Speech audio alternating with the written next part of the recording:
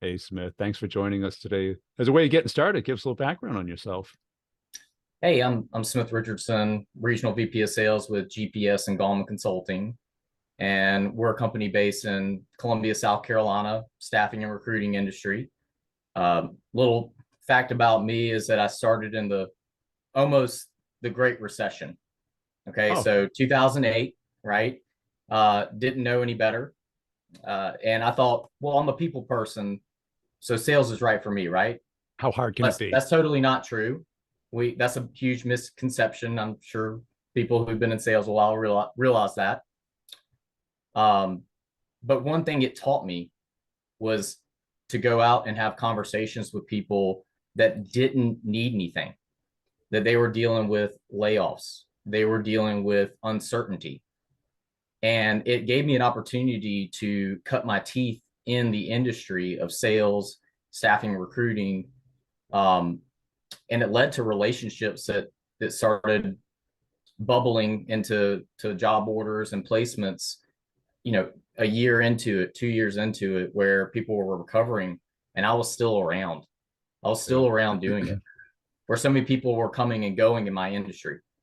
Well, and this is something that I think salespeople get wrong. Everyone's trying to find somebody who has the need exactly right now with what you have to offer.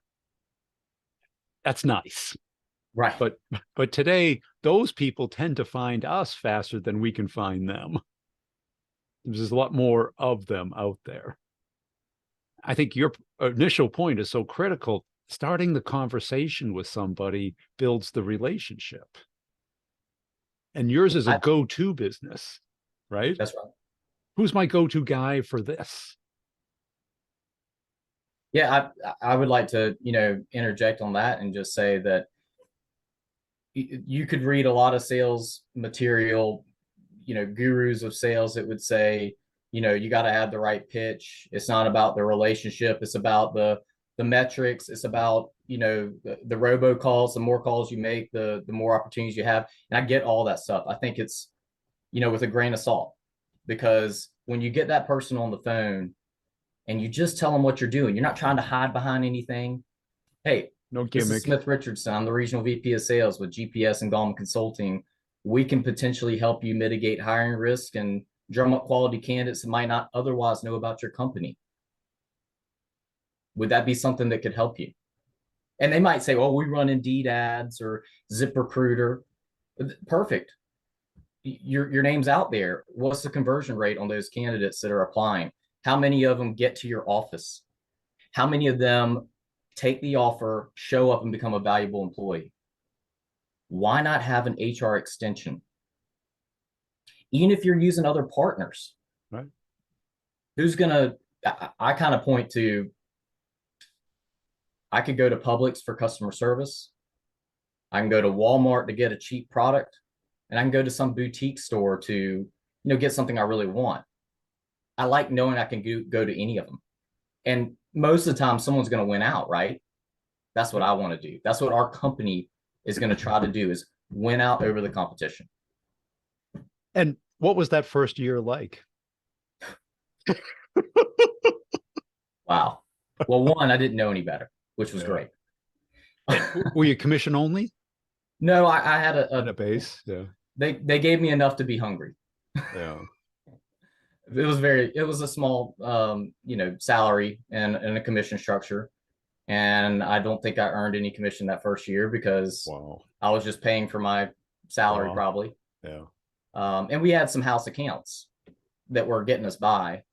I was making things happen. I was getting onesie twosie orders, placements with our team. Um, but no, it took a little bit of time.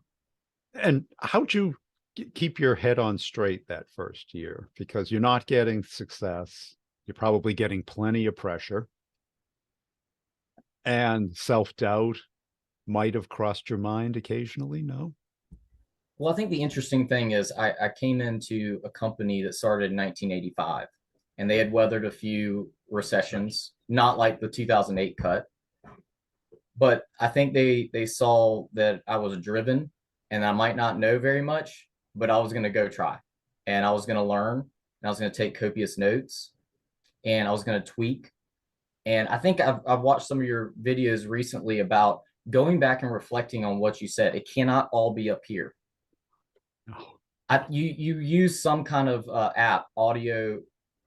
oh yeah, otter.ai. Yes. And I mean, it's probably something I need to do, but every time I have conversations with someone, if I think something worked or didn't, I put it in a Microsoft Word document and I reflect on it.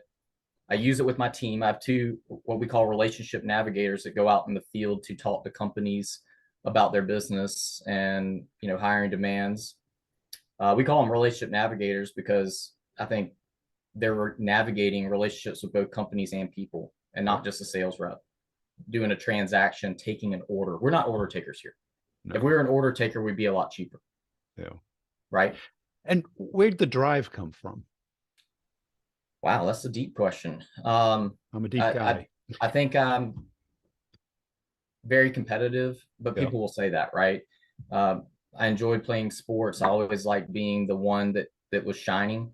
Um, I did want attention, so I don't know. That might have led me to sales. I had a great upbringing with parents who brought the values, the emotional intelligence Yeah. that I think sales calls for, and some of that is you can be self-taught, but the nature in which you grow up, I think, makes a huge impact on who you can be in sales and be a consultative person. And did you pursue, I mean, you went to school, you got PR, journalism, communication. Did you pursue a journalism career? Okay, so I did work for a commercial real estate company, and I was in their marketing department. 2 years in, that wasn't the job. Great company, Yeah. great company, and still around today. I probably wouldn't be where I am today had I not worked there. It was a good company to have on your resume in South Carolina. But at the same time, I needed to take a chance on doing something different where I could connect with people and still use my writing talent. So I still use my writing talent all the time. The And communication skills are there.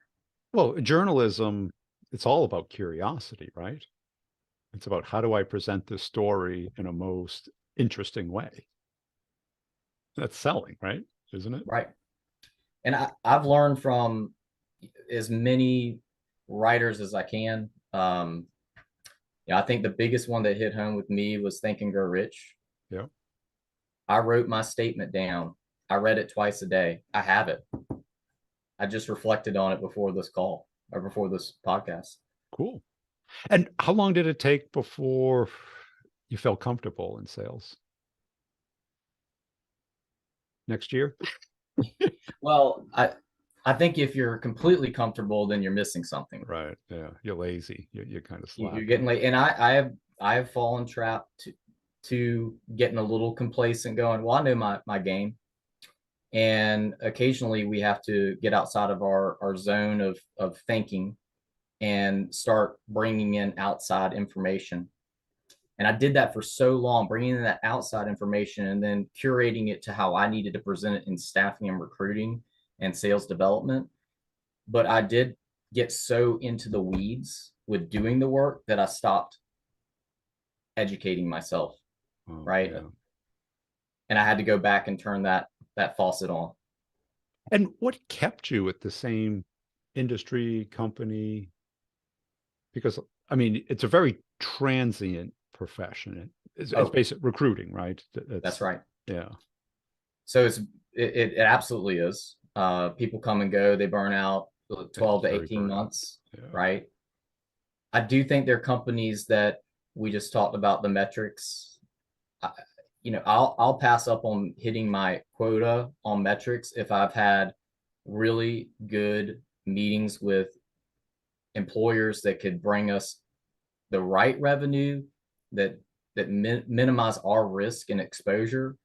I know they pay their bills. They're a reputable company in their marketplace that they just need some assistance or they have a project. And we do professional searches up through, your engineers, controllers, supply chain management, down through the contract staffing, temp to hire on your skilled and semi-skilled positions. So I think having that wealth of areas to turn back and forth. Oh, you're not looking for this, but let me show you these profiles of candidates that we've pursued that might match when you have an opening of a retirement in your controller position. It's forward thinking. You got to be 3 steps ahead of them Yeah. and poke holes and be willing to do that. And what's the hardest part of your sale? Time taking. I've heard some of your podcasts that some people have longer, lengthier sales cycles. Um, you can occasionally get a short cycle, but oftentimes what I value is maybe I talked to a decision maker today and they've told me their story and their pain points, but what is maybe working well enough. They're not willing to make that pull the band-aid off change. But as I follow up, or my team follows up every time, and they've taken those notes and they've learned about the project that's upcoming. They've learned about the challenges that they're trying to overcome, finances, anything else. And when we follow up, we say, hey, Brian, last time we talked in March, at this time, we discussed X, Y, and Z. How's that coming for you? And just let the conversation open up. Yeah. It really is amazing if you do active listening as well. So active listening, as you know, is interjecting at the right moment with the tell me more. That's exciting. Wow. I didn't know that, but could you further explain? Because they're unlocking what they're trying to overcome and where they've been and where they're going. Yeah. I don't think a pitch is necessary. No. I mean, hopefully they'll eventually ask you what you do or how you're different. And then it's kind of a pitch, but it's more just your story. I think too many People buy people. from you Inc. We have a name, a sign, a company website, but eventually the recipe that they like is what you Inc. Smith Richardson or one of our reps is bringing to the table. A level of commitment, a level of you almost can see that they wear their heart on their sleeve They about care. how they care Yeah. what they're doing and that they're going to do it the right way. Not gonna always get it right, but they're going to do it the right way. That you're going to find the transactional companies that want an RFP done and they're just trying to leverage something with their current provider, and that's fine. Sometimes it works out. We'll do them, but more often than not, we don't have billboards. Yeah. We're not running radio ads very often. It's we picked up the phone, we stopped by your facility, we build a relationship with someone. We're top of mind when the things fall through the cracks. And what was some of the most important things you learned the first couple years doing it? Well, one was learning the industry itself that we support, manufacturing, logistics, healthcare, and what those positions that are critical to the companies need, where the people come from, what kind of education they might have, how the machines work, so that if myself or the team is talking to a candidate, we can have them reverse engineer the process and tell us how they fit into that role. Yep. Right. And so that we just sell the candidate's background and motivation from there. And learning the nuances of on the temp side of our business, the workers' comp, which is a cost to us, just our operating expenses, and being able to explain to an employer, yes, your $10 an hour employee costs $15 an hour with us, but you also have costs on that $10 an hour employee. You're not paying our company $5 per hour to hire that person. Our margins are thin on that side of the business. Yeah. And did somebody teach you this, or was it catch as catch can? It was a little catch-all. You got a piece from this person, a piece from that person. Some of the people that have been in our company have been here 30 plus years. At the time, it was 15 plus years, because I'm a seasoned veteran as well. Yeah. And you really had to take it upon yourself to start navigating through it and writing the notes down of things you asked a question to one of our managers within the organization. They gave you a good answer, but it's not in a notebook, in a pretty PDF that we can go back and reflect on. Right. And I've created training profiles for our current reps, but it's still not all inclusive. And what It's do you very think situational. differentiates you compared to like the people you compete against? Well, we know we have the international and national services, the Kelly services, the Manpower, the Aerotex. We have competing systems, so we have. I think our databases are comparable for the search aspect for candidates. If they want reports, turnover ratios or allocated time on overtime and dollars spent, and any of that, we can come up with the pretty spreadsheets to give you details of what you're spending and how many people we've interviewed and who's turned down and who didn't meet requirements and all that. But we're never going to compete on the pricing level because they're going to leverage across multiple locations for XYZ manufacturers. So we're in small markets other than Columbia and near Charleston. And that touch of you get the phone call, we have a branch administrator that picks up the call. They're not going through the automated system. There's somebody right there willing to take the call and get you to the right person. We have account managers who've been with us 15 plus years that can, answer calls. We have people that are trained, certified staffing professionals. They've gone through curriculum and gotten their designations. I mean, it's those things, and you're not going to sell it in one bucket. Right. It's a You drop show it. here, a drop here. Get them interested. They'll see the difference when we're talking to them if they're not just focused solely on price. And selling is still emotional. Buying is still emotional. Now, some people's emotions are about price. They think they should get it cheap, right? Their Well, emotion drives nobody them to wants to being cheap, overpay, right? right? But there are other things that you can latch onto, I think. And I think pricing is a trap that salespeople, especially early salespeople, just won't get around. Oh, yes. But it's just like someone saying you're busy, right? It's like, yeah, we're all busy. You're not, that's not why you're not talking to me. You're not interested, is why you're not talking to me. I don't mind people telling me I'm not interested. Yeah, because you see It's through it. You know what it really means. uh, I have two things that I'll say, before I let you go, and a question out of curiosity. So if they're pushing me off, it's before I let you go, do you mind if and I've got to be quick witted. I got to be able to come up with that question about their industry, their situation, whatever, that makes a lingering impression that it says, oh, this person is not transactional. They know what they're doing. And that's a seasoned sales professional that can do that. Not everybody Yeah, can do that. yeah. But the question Just of ask them curiosity if they've ever before I made a let you hiring mistake. go. So Yeah. what was that? I'd ask them, have you ever, hired somebody you were so confident and it just turned into a mistake? They think we're immune to. We've done everything we can. We've gotten them to the table. They make the offer, accept, they start. 30 days later, they leave for another job. And, there's some contingencies, especially on the direct hire side of our business, we give replacement policies. Yeah.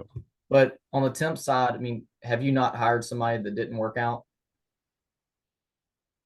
Or even Everybody does. a permanent hire that didn't work out? We're doing everything to funnel down matching criteria, motivation, because I say sometimes the job boards lead to the unhappy, unemployed, or underqualified.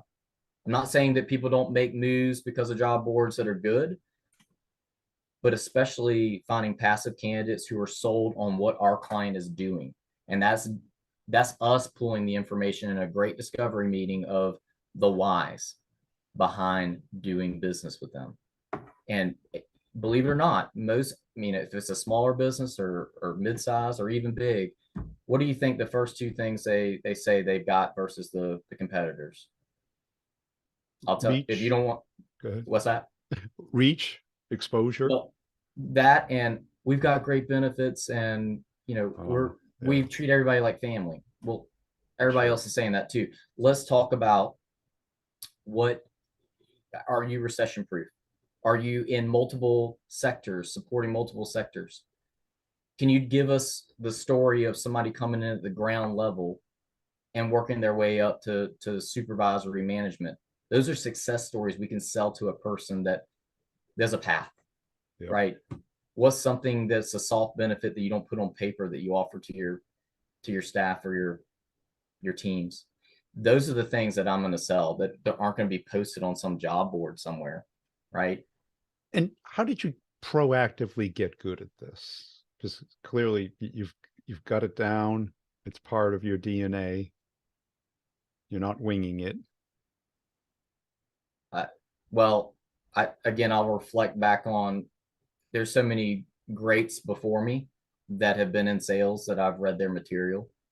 That I was taught early in life to listen, ask questions, and listen. Yeah. And that was before sales, right? That's just emotional intelligence 101. You interact in a way that you get information and you're genuine. And if you're genuine, then things most of the time work out. I think I've heard other guys or women on your podcast talk about, baseball. If you're hitting 300, you're in the Hall of Fame. Well, we know we're not going to get every home run out there. And clients aren't going to be A clients until you make them an A client. It might start out a little transactional until you get to the point of overcoming just, I want something. Right? Right. We have to earn it. Oh, And people don't want to earn it anymore. They want to find it or have it bestowed upon them because of some innate characteristic. right. And that doesn't exist anymore, or if it ever did. Because you're not working for your family, you're working for somebody else. And you now selling to a stranger who doesn't know who you are, doesn't really know what you bring to the table until you kind of demonstrate it. Right. I'm a big believer in action, and effort. Yeah. Uh, you can rise above mediocrity with action and effort. And I'm not going to take credit for this, right? But we all know the 80-20 rule. 80% of our time should be done, if we're in sales, on revenue generating activities, right? Okay. But how many sales reps will you find that can get down into the minutia of admin work so they can have that sense of accomplishment? Oh, I did these things. Because sales is, we're living in the gray. Yeah. Because so many things aren't stimulus response, meaning that the account you're calling on today may not buy for 9 months or longer. Right. So the stimulus and the response has this huge gap. And all these things that happen in that gap, we have some level of influence or control over. And humans aren't good at that. We want to get put an hour in, get paid for an hour. That's not sales. Right. Sales, we do a bunch of stuff and there's this bingo. They order something, especially in the complex sale. And it takes a certain mindset to wrap yourself around that and get comfortable and confident with that instead Hey, of keep pushing to try and get the response. I think a complex sale is one that you can really enjoy. Maybe when you reflect back on it, When not you during the win. process, right? But once let's say you're talking to the person that gave you time. They might not be the ultimate decision maker, and you're getting to the point of building the rapport with them and trust and adding in, and who else is involved in these decisions, because I want them to know there's a real live person on the other end that's going to put in the legwork. Yeah. How can we get everybody on the same page? Do you mind if I set up a Microsoft Teams with that person? You don't want to overstep your person that you've initially been able to contact about your service and process. But you know, in a mid to larger company, you're going to have to A lot of get people. these figures to get involved, and you got to dance around it. And are you in leadership now? Do you Yes. manage people? And how did you do with that transition? Well, I've been told many times that people aren't going to do it exactly like I do it, right? And that's hard because if you've been in sales a long time, I don't want to consider myself a lone wolf. I think that's in the challenger sale. Um, but you are a little bit, right? Most salespeople have that kind of tendency, Right. and you gotta rein it in. And you, as a professional, if you've done it right, you've taken all these, like I said at the beginning, all these notes along the way of how you've done it, and now you've got to put it in a way that is digestible for somebody else. I love your video about the I think it's magic, about how sales is magic.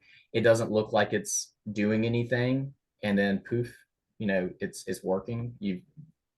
I don't know, it's not being tricked, but you now see it. Well, I call it smoke and mirrors, because I'm going to tell you and coach you on all these different scenarios and subject matter, and it sounds like smoke and mirrors until you have a conversation with someone. Yeah. Great. Hey, I really appreciate your time today. Where can people go to connect and follow you? Yeah, absolutely. So, one, LinkedIn, Smith Richardson. We have two websites. One is our temp to hire business, www.gpsjobs.net. The other is our professional search side of the business, and that's www.gallman, GALLMAN -consulting.com.